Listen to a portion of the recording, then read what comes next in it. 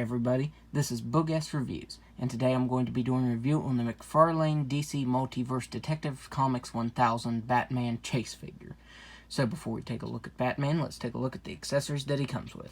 So first up, he comes with this stand that we've seen used a million times in this line before, and you can peg it into either boot.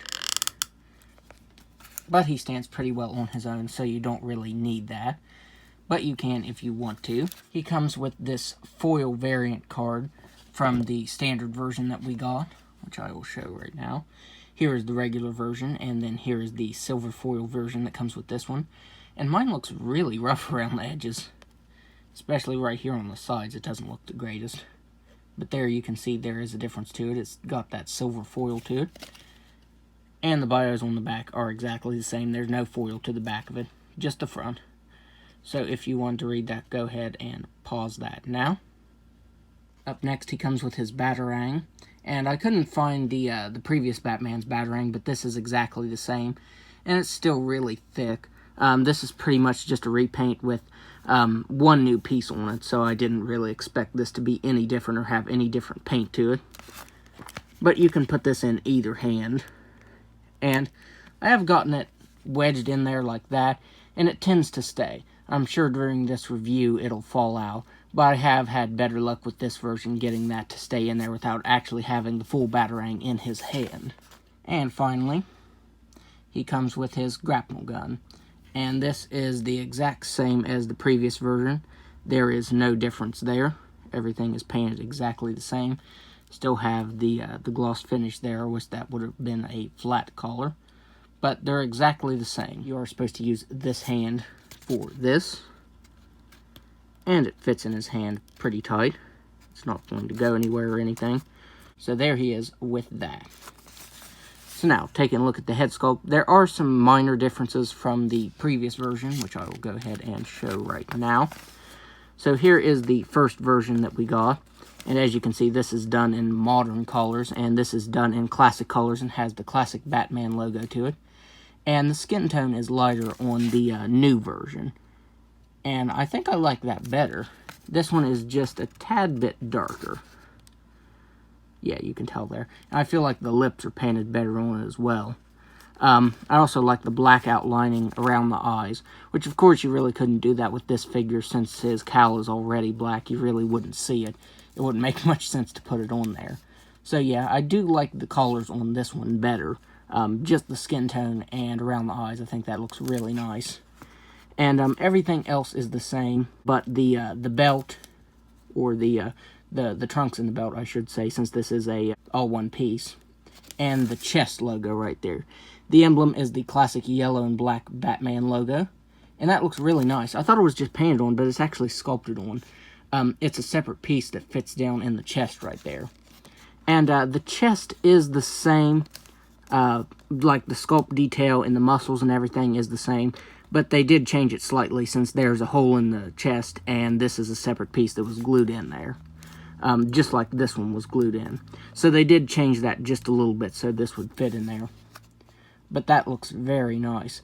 I don't know what it is about this figure, but I really like it. I know it's essentially just a repaint, but it is very nice. And the other difference is the belt. This is his classic belt. And it's done in just about the same color. It's just a little brighter yellow. And there's this one. This one has the pouches and has that that sideways H to it. But this one just looks like a normal belt buckle right there. And that is the difference. And the trunks. Are the trunks the same? Yeah, they both have that line going down. So yeah, the trunks are the same, but the belt is different. It is one piece, but they essentially just changed the belt on that. And then there you can see the gloves. I forget what these are called.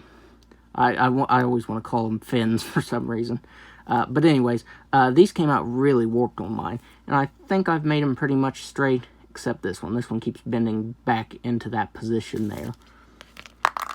And, yep, the Batarang just fell out of his hand. But as you can see, the texturing on the legs is exactly the same. And is there texturing on the side? I think there is. Yeah, there's texturing on the side. I couldn't see it there for a second. But yeah, the texturing is there on the side. And then there are the boots. and they have some texturing to the soles on them. That's one thing I don't think I noticed that in my original review of this figure. I didn't notice that there was a texturing on the soles. But yeah, there's even some sculpt detail on them. And then here are the capes. They're exactly the same, but like I said, the bright blue really stand out. It looks very, very nice. So I did notice one major thing that's different with the articulation on this Batman, and it is the butterfly joints, which I will go ahead and show off right now, since we're going to go over his articulation. He has a ball-jointed head. Oops, just popped that off there. Doesn't quite go up that far. Okay, so he has a ball-jointed head that can look up that far. He can look down all the way. He can move his head side to side, and he has tilting. He has ball-jointed shoulders that can move out all the way, and the butterfly joints are very tight, and this one doesn't want to move at all. Yeah, that one's not moving. I'm lucky I didn't snap his shoulder off in this video, but yeah, that doesn't move at all.